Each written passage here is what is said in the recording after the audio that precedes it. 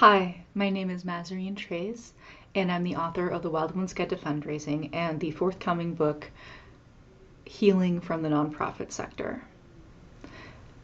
Today I'm going to talk about something that's a little hard, so get cozy, get comfortable, get your favorite hot beverage, if you will, and just sit along with me and think about this.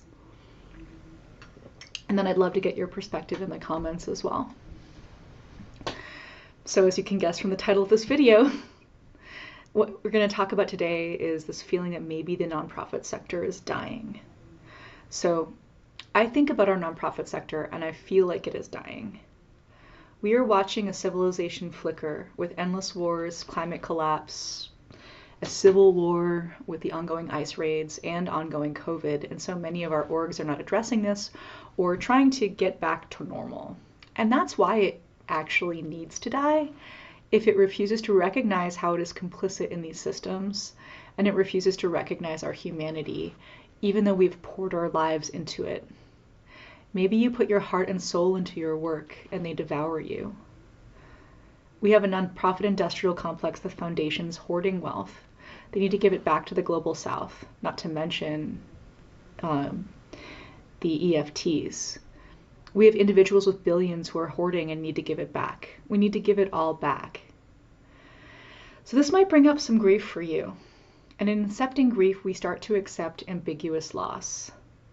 That means that maybe something is still around, but we can't really believe in it or access it the way we did. We just start to accept the things that aren't working anymore. Like the way your nonprofit wants to have a relationship with you. And we want to work to reclaim our humanity in a system that does not support us. We need to look beyond traditional fundraising and business as usual to find new ways of existing that help us sit with our grief about climate collapse, our grief about COVID and how many it has stolen from us, our grief about our government leaders not supporting us to stay well or stay housed, our grief in looking for community and found family in our organizations and realizing they are hostage to the same systems we are fighting against. And sometimes they're even complicit. If you want to learn how we're moving beyond fundraising into resource mobilization and wealth reclamation, check out WRAP and TRC. WRAP is the Wealth Reclamation Academy of Practitioners. They have gatherings help fundraisers advocate to funders and give their wealth back. The TRC is the Transition Resource Circle. They're working on educating funders to give their wealth back. And they also have a book, Post-Capitalist Philanthropy. Why do we not hold space for grief? Because our society is an altar to capitalism. And capitalism wants us to believe that we can buy our grief away. So much of our culture is invested in resisting the idea of death, the thought of this mystical, mysterious process happening and everything inside of us coming to an end.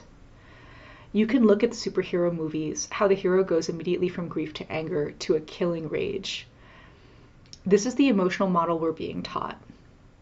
I've chatted with some folks who are in the military and they said basically the only two emotions it's acceptable to feel are anger and happiness. I'm thinking of that scene specifically in the Captain America movie where a sniper shoots the guy who was his doctor and then he just goes into a rage and starts running after them. There's not even like 10 seconds of grief for him. But why? Why are we shown that? We are taught that grief makes you soft, and grief is not as important as revenge. But what if that's not true? Grief is love with nowhere to go.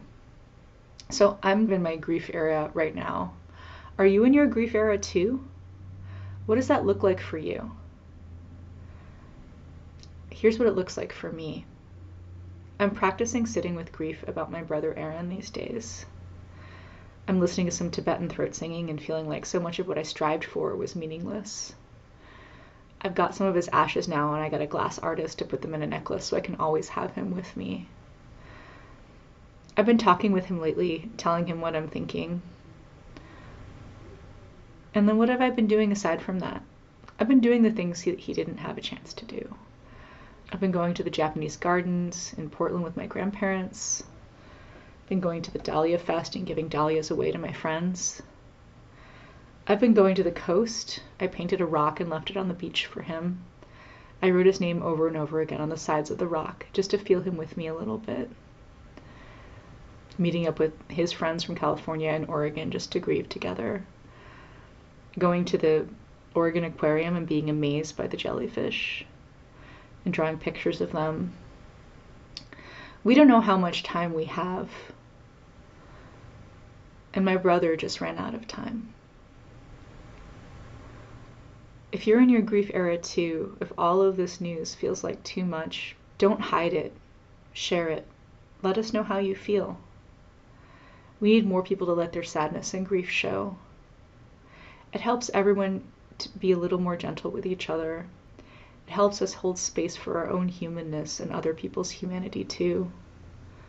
The temptation is to harden, but right now we need to soften. Soften into grief. Soften into our truths and saying them with safe people. I'm scared. I don't know what happens next. So if you like that, definitely check out my book, Healing from the Nonprofit Sector. And if the sector's dying, sitting with the grief is the first step.